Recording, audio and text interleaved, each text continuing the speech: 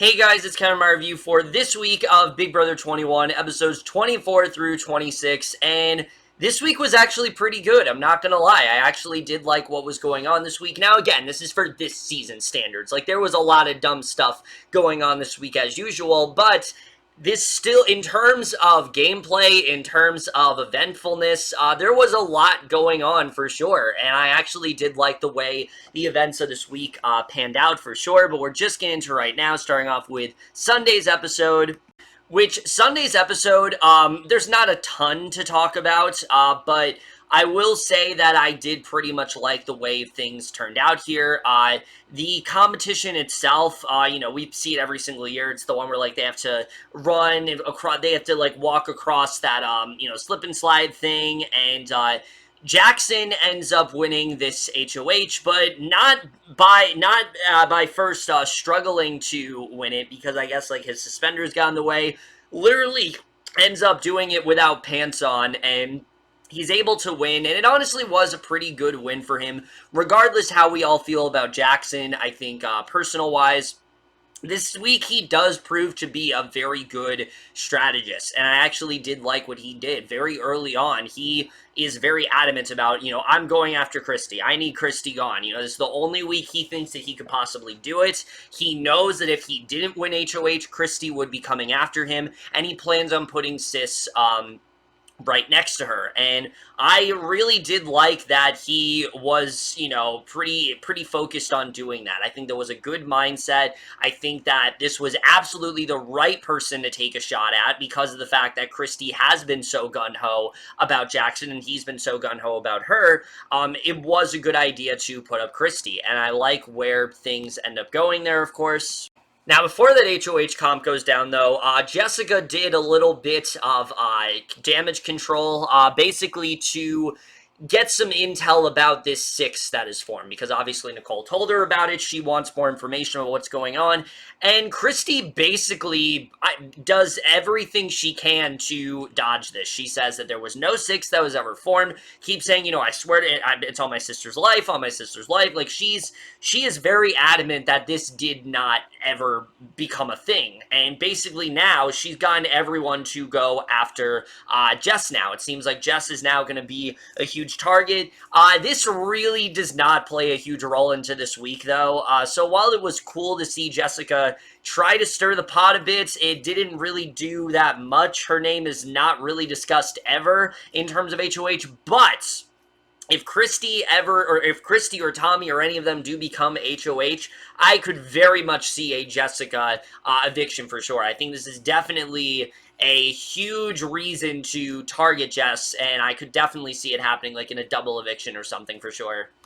However, we do end up circling back to that alliance, because that's a big reason why Jackson ends up putting up who he does. Even though, yes, he could have gone after someone like Cliff, he feels that Cliff is just doing their dirty work, and he knows that Christie and Sis and most of them, they were really at the forefront of this. It was really Christie who was the one who proposed this whole alliance. So, again, I thought that he just had a very good idea of, like, how he could go about this. But I do like how Holly tried to clue him in and say, hey, if this doesn't work out, and let's say we don't get Christie out and she gets in power, like, we're back to being at the bottom. And the thing is, like, yes, that is true, but they do still have Tommy, and Tommy is someone who they are very easily able to reel in that way. I think they can definitely get Tommy on their side. Cliff, Jessica, and Nicole, those 3 are pretty much interchangeable at this point. You can definitely get them on your side, and I don't think that's going to be too hard to do at all. So I actually didn't think Jackson did have a very good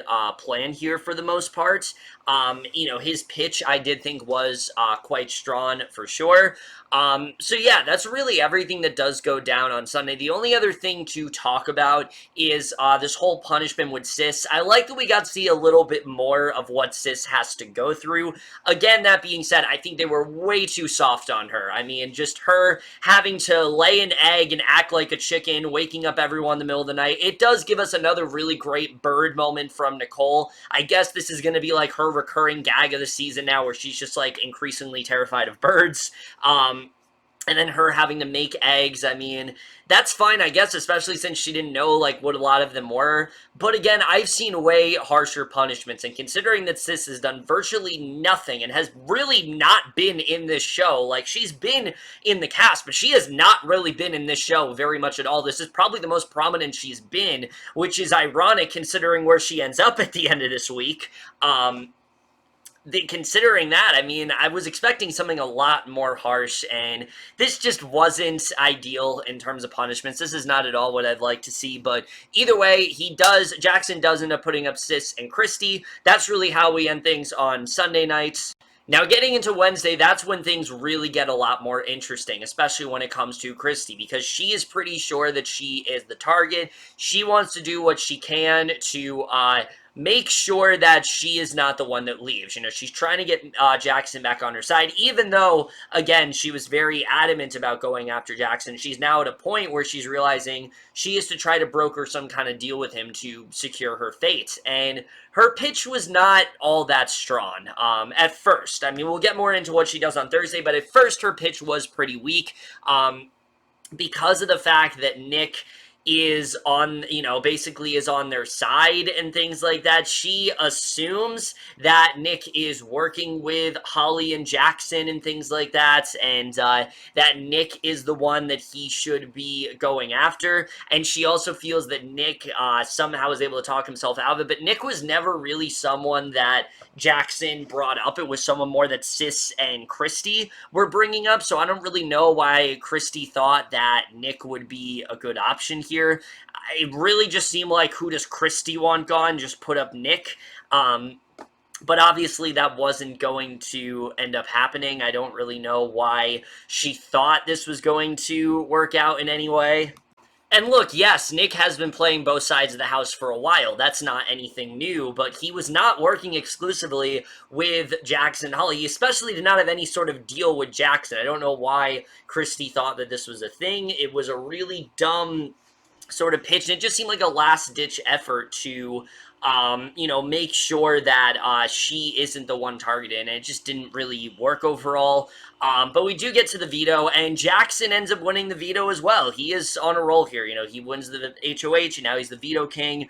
Really great to see, for sure. I mean, definitely like seeing Jackson getting in the action more, really making sure this week plays out the way he wants it to. And this also leads to maybe the funniest moment of the entire season. It is a very unintentionally funny moment, but the moment when Christie is crying after Holly and Tommy do this whole Baywatch thing, I was dying of laughter. I mean, just the fact that she was crying about it. I mean, yes, it is sad that Tommy and Christie have to, you know, part ways and things like that. But here's the thing. Tommy always knew that Christie was a problem. He knew that he couldn't stay too close with Christie. He's been allied with Sis for a while. He's been allied with Jackson and Holly, obviously. You know, he's the one who wanted them to stay together. Now he has to part ways with Christie. So her just, like, crying about it and talking about how, like, you know, they should do their own Baywatch, I thought was actually a really funny moment, and I really did like what we end up getting there, and I thought that was, again, probably the funniest moment of the entire season. I love the way that stuff was done. And then other than that, there really isn't a lot more to say here. Christie tries to make another pitch to Holly and Jackson, but it's not enough. He does not end up using the veto, which was pretty smart. I mean, considering that Christie is his initial target, it makes sense why he doesn't want to use the veto here, and I definitely... I definitely do like the way things played out there, and that's really everything I'm talking about on Wednesday night. So then we get to Thursday, and that's when things really do take a turn here. I was not expecting for the outcome we get on Thursday to actually happen. I've always thought it'd be cool if it did, but that's not what ends up happening. So, as we know, at this point, Christie has tried to take the target off her back and put it on Nick. She has been pretty unsuccessful. That is until this episode. This is when it actually seems like things are starting to go well for her. She tells Jackson and Holly that she has doubts about Nick, and she doesn't feel that he's very trustworthy, and this actually does kind of work. Holly starts to realize that, yeah, Nick is the one who very much orchestrated that five group. You know, the group with Cliff and Nicole, Sis and Tommy, the one that was talked about, you know, in the beginning of this week. So yeah, Nick was a big part of that. He very much was the one who came up with that idea. He was the one who wanted to work with Christie and Tommy, but Christie doesn't even really feel like he's on their side because he has someone like Jessica, he has Nicole, he has Sis, so he really is not someone that is going to protect them. And I have to say, the way Christie planned this out is actually really good. She plans on just exposing Nick's game. And here's the thing. This is not new. Everyone knew what Nick was doing. They knew that he wasn't very trustworthy. It's that Christie is just able to show that, like, she needs to be kept in the house, not because she's going to work with someone, but they need to keep her in the house so she can come after Nick. You know, she's the one who's so adamant about going after him, and that takes the target off Jackson's back. And Jackson's realizing, wait, I'm no longer the person she wants to target. Now it's going to be, you know, now it is Nick has replaced me in that sense. So I actually do think it was a smart idea to end up doing what they do, and that is that Sis ends up leaving, which I was surprised about, but at the same time, I'm definitely not disappointed, because here's the thing. Sis had zero campaign the entire week. Her only pitch was that she didn't understand why she was a replacement nominee. How could Jackson have done such a thing? That was the only basic campaign that she had. You know, all she had besides that was just reeling in Christie about her doubts about Nick. It was definitely not enough to stay, and it's good because now we know that Sis can't win this game. And I was really starting to worry that Sis was going to win the game because of the fact that she was in such a good spot. I mean, hell, you watch most of her GBMs, they're all of them saying, like, you know, you're my closest ally, you're someone I really love in this house, you know, you're a great person. Like, nobody really thought that she was a threat. And why should they? I mean, Sis did jack shit in the game. So I'm not at all surprised by the fact that Sis ended up leaving. Was it a little bit, was it definitely not the outcome I expected? Yeah, I definitely expected for Christie to be the one to leave, just because of the fact that that was Jackson's main target. But the Taco Tuesday fight, which, I mean, that fight was just so glorious to watch, and I loved every second of it, especially when Nick was just screaming at the top of his lungs and things like that, and calling her, telling her to manifest things. I mean, just such a hilarious fight there. That really did change Jackson's course of action. He realized that he needs to keep Christie in the house. Again, obviously, he's not allying completely with her, but she has a new target in mind, and it's no longer him. So I actually do think it was a smart move to send Sis out, someone who was working with Nick, and someone who, even though... And here's the thing I don't understand about Sis. She was working with Nick, but yet she was trying to convince everyone to put Nick up. I don't even understand where Sis's loyalties really lied, and that's the thing that Sis was just really bad at. She didn't really seem to care very much about the game. She would often complain about, so I am not at all upset that she is gone. Her eviction with Julie was honestly pretty insufferable. Most of her questions, again, similar to Kat last week, but even worse than Kat, because at least Kat played the game. Sis did not play the game at all. And the way she was just, like, didn't know how to answer most of Julie's questions. I mean, it was really bad. Like, I said, I already don't really like these post-show interviews, but I do like them because it gives us a little bit more insight into their game. I don't recommend watching this one. It's very boring, and there's really not much going on there, other than the fact that apparently she would rather ally with Tommy than Jack, the person she's supposed to be in a relationship with, but whatever, who cares? That's really how things end up going down there. But then, of course, we have to talk about the only other big part of this episode, and that is everything going down with Prank Week. Now, initially, I did not like this twist at all. I thought this was a really dumb idea, but I have to say, seeing the house guests being kept up all night because of this bird-watching thing that seemingly is for an HOH, and then for them to find out that it was all for nothing and that the comp they're playing had absolutely nothing to do with that, that's great. That's really clever. And that is a great way to kickstart Prank Week. I hope we get things like that throughout the week and not just stupid things, which is what I'm expecting to get. I really did like seeing that for sure. But we do get the HOH comp. Holly ends up winning, which I'm not very thrilled about. I like seeing the pendulum getting swung from one week to another, and seeing Jackson win one week and Holly win the next is not the greatest thing to see. I will say, though, I do think Holly has really shown how strong of a player that she is here. You know, her pitch to Jackson and talking about how they need they need to still ally with Christie and Tommy and things like that, I thought was really good. It was certainly better than Christie's pitch where she's like, oh, America's gonna love us for this. I mean, little do you know what's actually going on.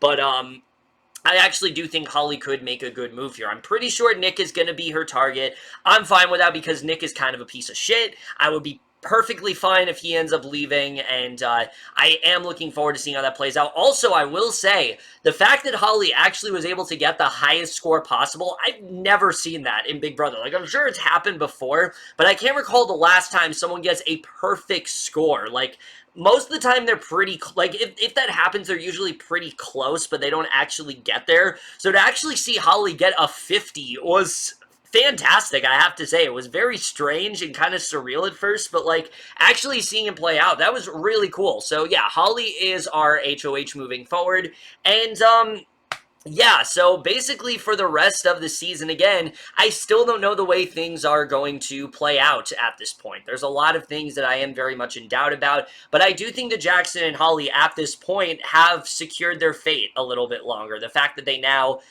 didn't get rid of Christie, I actually do think was a good move, because if Jackson, had he kept Christie, had he gotten rid of Christie, then Nick very well could have gotten in power. You could have had people like Sis and Nick and them kind of steamrolling.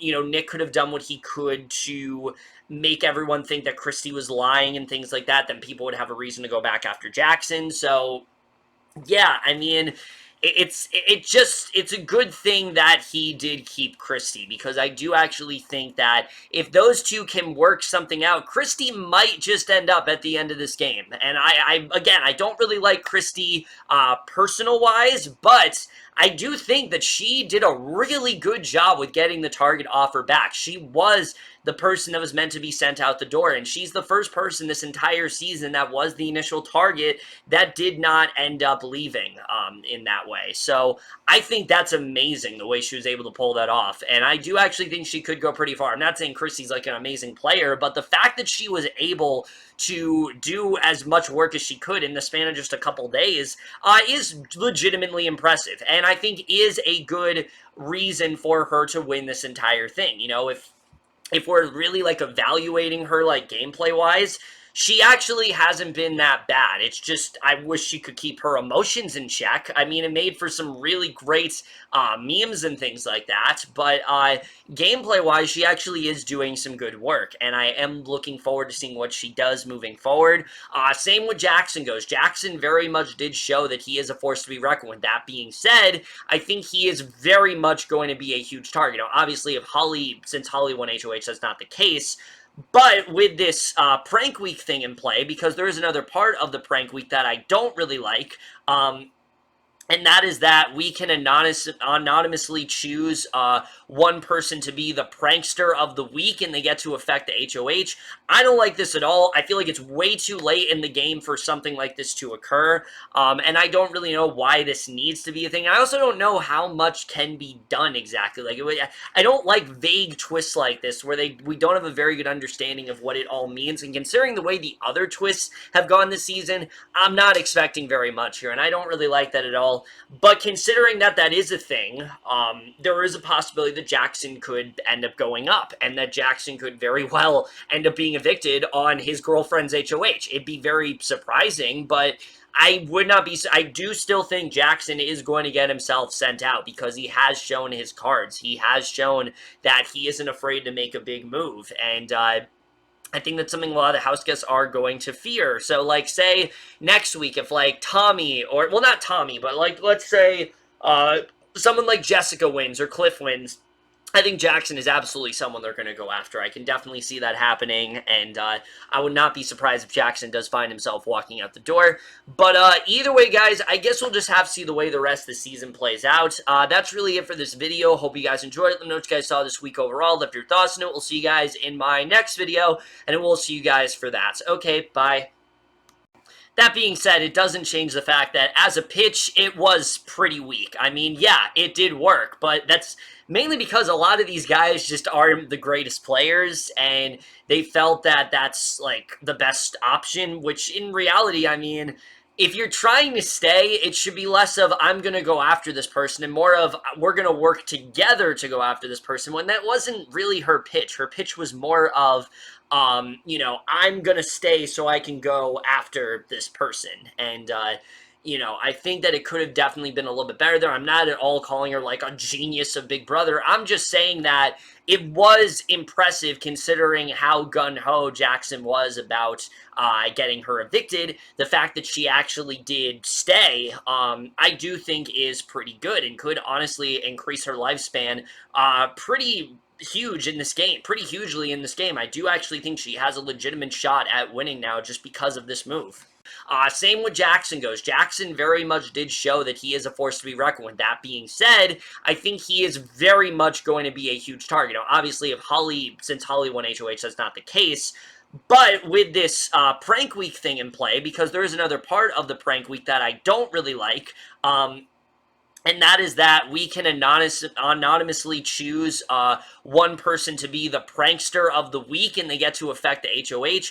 I don't like this at all. I feel like it's way too late in the game for something like this to occur, and I don't really know why this needs to be a thing. I also don't know how much can be done exactly. Like, I don't like vague twists like this where we don't have a very good understanding of what it all means, and considering the way the other twists have gone this season, I'm not expecting very much here, and I don't really like that at all.